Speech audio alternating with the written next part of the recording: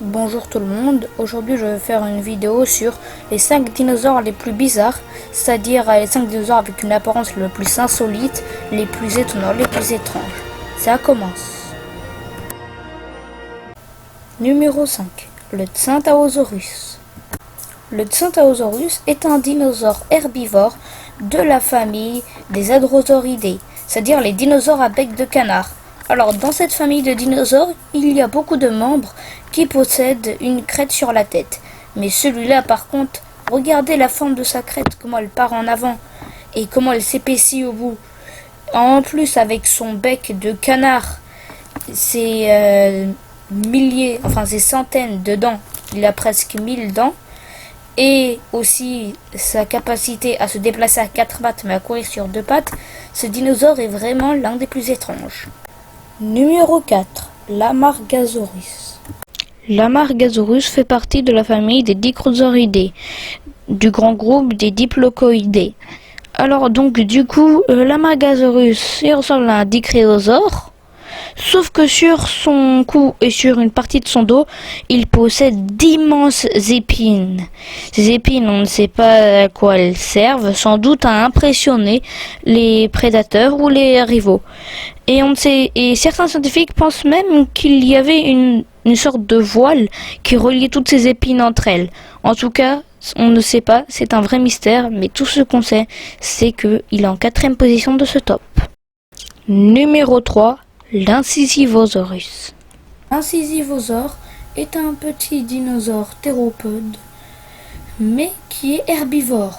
Sa particularité, c'est un petit dinosaure avec des plumes et surtout des dents en forme d'incisives, des dents de lapin. Limite, lorsque l'espèce on l'a découvert, on s'est dit si c'est pas une farce, quoi, si c'est pas quelqu'un qui s'est dit tiens, je vais mélanger quelques animaux et on va voir ce que ça donne. Eh ben non, c'est bien un dinosaure théropode, mais qui pourtant est herbivore, avec des plumes et des grosses dents de lapin qui font penser à un rongeur. Vraiment bizarre celui-là. Numéro 2. Le Therizinosaurus. Le Therizinosaurus est un membre de la famille des Therizinosauridae. Alors sa particularité c'est quoi? On va dire qu'il est un peu comme l'Incisivosaurus, sauf qu'il est beaucoup plus grand, qu'il n'a pas d'incisives, mais qu'il possède un cou plutôt long et surtout d'immenses bras avec d'immenses griffes.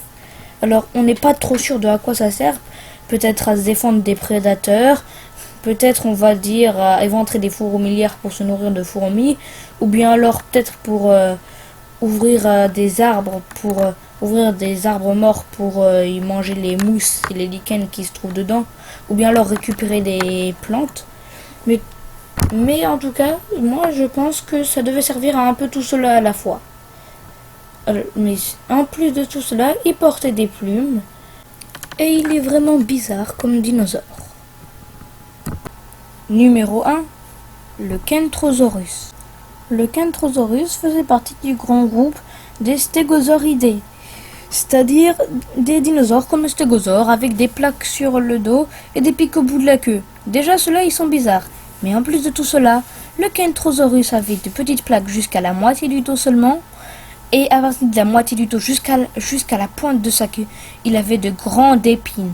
Et comme si cela ne suffisait pas, il avait aussi des épines sur les épaules qui partaient vraiment à l'horizontale. Et ce n'est pas tout, car dans son anatomie intérieure, on peut remarquer qu'il avait en quelque sorte 2 cerveaux.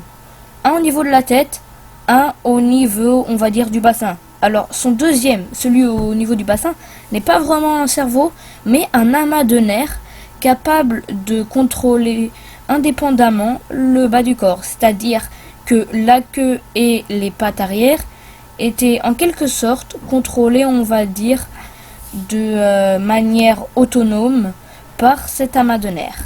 Sur ce, j'espère que cette vidéo vous aura plu.